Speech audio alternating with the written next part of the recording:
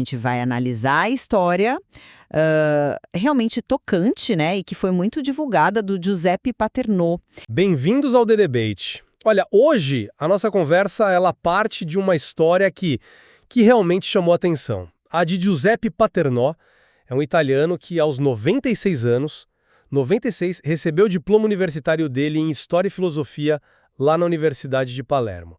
Com isso, ele se tornou, assim, o formando mais velho da Itália. A fonte para nossa análise é justamente o relato dessa jornada tão singular, e isso nos leva, claro, a uma questão central, né? Que divide opiniões. A conquista do Giuseppe Paternò é uma demonstração, assim, poderosa de que a idade não impõe limites intransponíveis aos nossos sonhos, principalmente os educacionais. E que, bom, nunca é tarde para buscar grandes objetivos. Ou será que a gente deve ver o caso dele como uma exceção? Admirável, inspirador, assim, claro, mas que talvez não represente uma possibilidade muito realista para a maioria das pessoas idosas, né? Eu vou defender a primeira visão, que a história dele é como um farol, sabe? Provando que essa busca pelo conhecimento, pela realização pessoal, ela transcende a idade. E olha, embora eu aplauda sinceramente, de verdade, o feito do Giuseppe Paternò, eu vou abordar a questão por um ângulo um pouquinho diferente. Vou argumentar que, ao celebrar esse caso, que é, sim, extraordinário, a gente precisa ter um pouco de cautela. É fundamental a gente questionar se a experiência dele, por mais motivadora que seja, é realmente replicável em larga escala, sabe? Ou se representa uma exceção notável cujas circunstâncias talvez não sejam tão comuns assim. A admiração pelo que é singular não deve, na minha visão, nos cegar para as dificuldades que muitos enfrentam. Exato. E para mim o ponto de partida é ver o Giuseppe Paternò como um verdadeiro emblema de perseverança. Vamos pensar no que ele fez. Aos 90 anos, ele decide se matricular. 90 anos. Ele mesmo disse, segundo o relato que a gente leu, é agora ou nunca, que recusa frontal a ideia de que existe um tempo certo para aprender. Ele estava numa sala de aula com colegas que eram, em média, 70 anos mais novos. 70. E a gente não está falando de alguém que teve uma vida fácil, né? A fonte menciona que ele é um ex-ferroviário que viveu pobreza, atravessou uma guerra mundial e, mais recentemente, a pandemia. Essas barreiras todas, elas não o pararam, pelo contrário, parecem ter cultivado nele uma resiliência, assim, fora do comum. E o método dele de estudo, fascinante. Sem Google, sem internet, ele usava uma máquina de escrever de 1984, que foi presente da mãe dele, e mergulhava nos livros, que, diz o texto, ele devorava com paixão. Quase um ato de devoção ao conhecimento. Por isso que eu vejo a história dele como um antídoto poderoso contra o etarismo, essa praga social que meio que equipara a idade avançada em capacidade. O Giuseppe nos mostra na prática que a sede de aprender não envelhece. Sonhos podem ser perseguidos aos 20, aos 50, aos 90, não importa. E a frase dele na formatura, o conhecimento é como uma mala que carrego comigo, é um tesouro, encapsula isso perfeitamente. O valor intrínseco pessoal da educação, sabe? Para além de qualquer utilidade imediata. Ele é a personificação do nunca é tarde demais. Olha, é impossível não se emocionar, não admirar a cena. Giuseppe Paternò, aos 96 anos, recebendo o diploma dele, aplaudido de pé por todo mundo ali. É um reconhecimento justo, tocante, sem dúvida. A minha perspectiva, no entanto, ela parte de uma análise um pouco mais cautelosa dessa mensagem que parece tão universal, né? Do nunca é tarde. Sim, é uma história que inspira, claro que inspira, mas será que ela reflete uma possibilidade concreta para a maioria das pessoas? O relato da fonte, embora seja comovente ao descrever a trajetória dele de superação, pobreza, guerra, pandemia, deixa muitas perguntas no ar, sabe? Por exemplo, quais eram as condições de suporte ao redor dele? Ele tinha uma rede familiar sólida que apoiava ele no dia a dia? A situação financeira dele como ex-ferroviário garantia uma estabilidade que permitia focar nos estudos sem aquelas pressões financeiras que, puxa vida, afligem tantos idosos? E a universidade? Será que a Universidade de Palermo ofereceu alguma condição especial? Alguma adaptação pedagógica, horários flexíveis, tutoria específica para alguém com as particularidades dele? O texto não entra nesses detalhes que me parecem cruciais para a gente entender a replicabilidade da experiência. O perigo de a gente focar só no brilho da exceção, como é o caso do Giuseppe, é o de sem querer minimizar ou até ignorar as barreiras reais, sabe? Barreiras sistêmicas, individuais, que tantos outros idosos enfrentam. Questões crônicas de saúde, limitações financeiras severas, o isolamento social, que é tão prevalente, e a própria exclusão digital. A fonte diz que ele não usava internet. Talvez por escolha, ok. Mas para muitos, a falta de acesso ou de habilidade digital é uma barreira intransponível, não é uma opção. Então, o meu ponto central é este. Vamos celebrar, sim, a conquista extraordinária do Giuseppe, mas vamos fazer isso com um olhar crítico, questionando se a gente está diante de uma porta que se abre para muitos ou de um feito singular, que foi possibilitado por uma combinação única de fatores pessoais e, quem sabe, contextuais favoráveis. A celebração da exceção não pode, de jeito nenhum, obscurecer a necessidade de discutir as dificuldades que são a regra para a maioria. Eu entendo perfeitamente essa preocupação com as barreiras, com a representatividade, mas eu argumentaria que o valor primordial dessa história reside justamente na capacidade dela de romper com o paradigma mental do já passou meu tempo. Histórias como a do Giuseppe são cruciais porque elas atacam o núcleo dessa mentalidade limitante. Elas injetam esperança, sabe? E demonstram de forma concreta que muitos limites são mais autoimpostos ou socialmente construídos do que biologicamente determinados pela idade. Aquele aplauso na formatura que você mencionou, para mim ele transcende o reconhecimento individual. Ele reflete um anseio coletivo por exemplos que desafiem as normas restritivas sobre envelhecimento e capacidade. E essa inspiração não é algo superficial, não é só que bonitinho. Ela pode ser o estopim para que outras pessoas, talvez não buscando um diploma formal, mas sim outros projetos engavetados, outros sonhos adiados, se perguntem... A mensagem implícita aqui é universal e poderosa. Não permita que sua data de nascimento seja uma sentença definitiva sobre seus potenciais e desejos. A história dele é um convite à ação, a desafiar o próprio calendário. Pois é, mas essa inspiração, por mais valiosa que seja, ela não corre o risco de criar uma imagem um tanto romantizada demais? A fonte nos entrega o clímax, o triunfo, a emoção da formatura. Mas e o percurso? Como foi o cotidiano desse estudante de 90 e poucos anos? O relato não detalha as dificuldades práticas do dia a dia. Imagina a rotina. Será que havia desafios de mobilidade para ele frequentar o campus? Como era acompanhar o ritmo das aulas pensadas para jovens de 20 anos, talvez com metodologias, velocidades diferentes? E a interação social com colegas com uma diferença de idade tão abismal, de 7 décadas?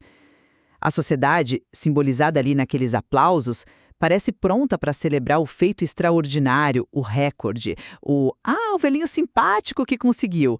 Mas essa mesma sociedade está estruturalmente preparada para integrar idosos de forma rotineira, natural em ambientes como universidades, que são majoritariamente juvenis, ou essa aceitação só ocorre no pedestal da excepcionalidade? Focar apenas na beleza da inspiração, sem mergulhar nas condições que a viabilizaram e, crucialmente, nas que impedem outros, pode nos desviar do debate urgente sobre políticas públicas.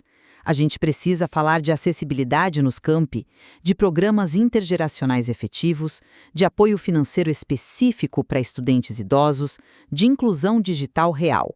A inspiração move montanhas, eu concordo, mas ela não constrói as pontes nem pavimenta as estradas que são necessárias para que mais pessoas possam atravessar. Falta discutir a infraestrutura de suporte que transformaria a exceção em algo mais próximo da norma. Mas, veja bem, essa questão das dificuldades que você levanta me leva a reforçar justamente o ponto da resiliência. O relato, mesmo sem detalhar esse dia a dia, ele faz questão de sublinhar o passado do Giuseppe. Pobreza, guerra, a própria pandemia recente. Isso não sugere uma trajetória fácil, né? Mas sim uma capacidade notável de superação. A graduação dele não parece ter sido um presente, mas uma conquista árdua, simbolizada pela coroa de louros que ele recebeu ao cruzar o palco. O fato dele devorar os livros com paixão, como diz o texto, não é só uma figura de linguagem, eu acho. Aponta para uma força de vontade, uma disciplina férrea e um amor genuíno pelo aprendizado que claramente transcendem as dificuldades inerentes à idade ou ao ambiente. Eu tendo a ver o foco principal nessa incrível capacidade humana de se adaptar e persistir quando se tem um propósito claro, forte. Giuseppe é a personificação disso. E sobre a ausência de internet, por exemplo, a gente pode ver isso não apenas como uma possível limitação ou falta de acesso, mas talvez como uma escolha deliberada, um método de estudo mais focado, mais tradicional, o que em si demonstra uma determinação ainda maior em seguir o próprio caminho, apesar das convenções tecnológicas atuais. Isso fala muito sobre a força do indivíduo, na minha opinião. Não, eu não estou de forma alguma minimizando a resiliência individual do Giuseppe. Ela é palpável e digna de toda admiração, com certeza. O que eu argumento é que a resiliência, por mais forte que seja, ela nunca opera num vácuo, né? Ela interage constantemente com o contexto.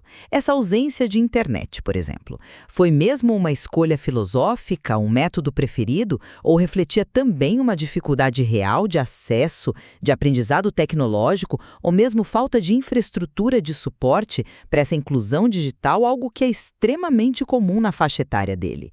O relato menciona os aplausos na formatura, ok? Mas e durante os anos de curso? Como foi o apoio concreto de colegas e professores?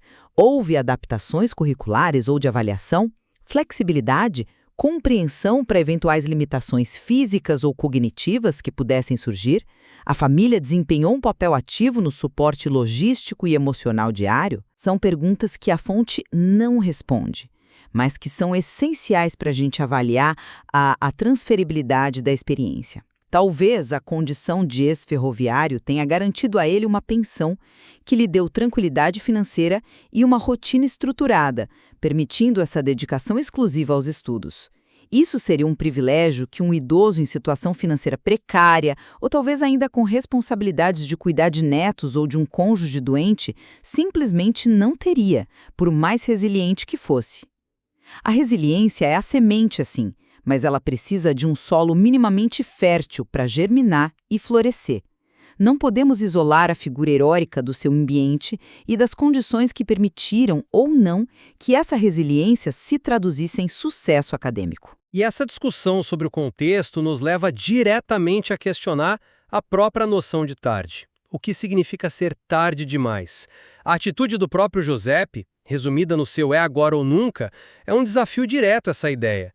Ele nos mostra na prática que o conceito de tarde é frequentemente uma construção social, uma barreira psicológica ou uma limitação que nós mesmos nos impomos, muito mais do que um fato biológico ou temporal intransponível. Ao buscar e, mais importante, concluir um curso denso como História e Filosofia aos 96 anos, ele não fez apenas um gesto simbólico. Ele se engajou numa atividade intelectual exigente, provando que a capacidade para aprendizado complexo, para análise crítica, para síntese de ideias, não apenas pode persistir, mas pode até ser aprimorada em idade avançada. Isso, para mim, redefine radicalmente o que a gente considera possível na chamada terceira idade. Ele vai além do diploma, é uma afirmação vibrante da capacidade intelectual contínua e do direito fundamental à realização pessoal em todas as fases da vida. Ele está nos dizendo que o relógio biológico não precisa ditar o fim das nossas ambições intelectuais ou de vida. Eu concordo, o card é relativo, claro, mas a gente precisa ponderar também a dimensão prática e talvez a desejabilidade dessa escolha específica, uma graduação formal longa para a maioria dos idosos. O enriquecimento pessoal é um motivo nobre, totalmente válido, não há dúvida nenhuma. Mas investir anos de esforço significativo, aos 90 anos, numa graduação formal, quais são os objetivos para além da satisfação intelectual individual? A sociedade como um todo está preparada para valorizar e oferecer canais para que esse conhecimento recém-adquirido seja aplicado, compartilhado, utilizado de alguma forma significativa depois da formatura? ou o valor social que a gente atribui a essa história se esgota no ato da formatura em si, na quebra do recorde, no inusitado da situação, no caso pitoresco. Eu fico com a impressão, lendo o relato, que a celebração mediática e social foca intensamente na idade extraordinária do Giuseppe. É o fator 96 anos que gera o espanto e a notícia. Será que a gente não corre o risco de celebrar mais a curiosidade estatística do que o conteúdo e o mérito da conquista acadêmica em si? História e filosofia são áreas de estudo profundas? E ao fazer isso, será que não estamos paradoxalmente reforçando a ideia de que aprender nessa idade é tão fora do comum que vira notícia, em vez de normalizar e valorizar o potencial contínuo dos idosos e criar múltiplos caminhos, não apenas o acadêmico formal, para que esse potencial floresça e contribua para a sociedade de diversas formas? A celebração excessiva da exceção pode acabar por reforçar a norma da inatividade intelectual na velhice. Bom, resumindo então a minha posição, eu reafirmo que a jornada do Giuseppe Paternò é um testemunho vibrante e profundamente inspirador. Ele personifica a capacidade humana que é inerente a todos nós de aprender, de crescer, de buscar e alcançar sonhos significativos, não importa quantos anos a gente tenha. A história dele funciona como uma poderosa refutação às noções limitantes e muitas vezes internalizadas sobre o envelhecimento.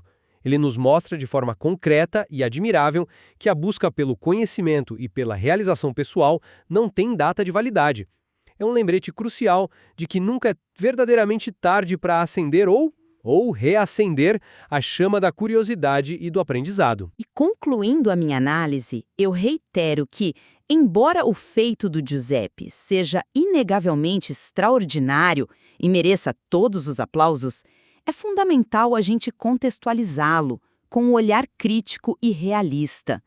Reconhecê-lo como uma possível exceção notável, em vez de um modelo facilmente replicável, nos protege de simplificar excessivamente os desafios complexos financeiros, de saúde, sociais, tecnológicos, que efetivamente impedem muitos outros idosos de seguir caminhos semelhantes.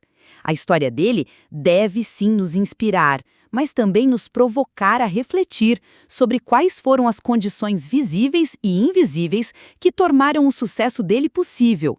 E, mais importante, como podemos trabalhar para criar uma sociedade que ofereça mais oportunidades reais e menos barreiras para que todos possam envelhecer de forma ativa, engajada e realizada, seja na universidade ou em qualquer outro projeto de vida. De fato. E fica claro que essa análise sobre a história do Giuseppe Paterno, seja ela vista como inspiração universal ou como essa exceção notável, toca em pontos neurálgicos sobre como a nossa sociedade encara o envelhecimento, o aprendizado contínuo e o próprio conceito de realização ao longo da vida. Concordamos, então, que o relato sobre o Giuseppe, tal como apresentado na fonte que a gente analisou, é um convite a uma reflexão mais aprofundada. Ele nos força a pensar sobre o imenso potencial individual que pode existir em qualquer idade, sobre os limites que frequentemente são mais mentais do que reais, mas também sobre as barreiras sociais e estruturais concretas que precisam ser enfrentadas. Há, sem dúvida, muitas outras camadas a serem exploradas nessa história e no tema mais amplo do aprendizado e da realização na terceira idade.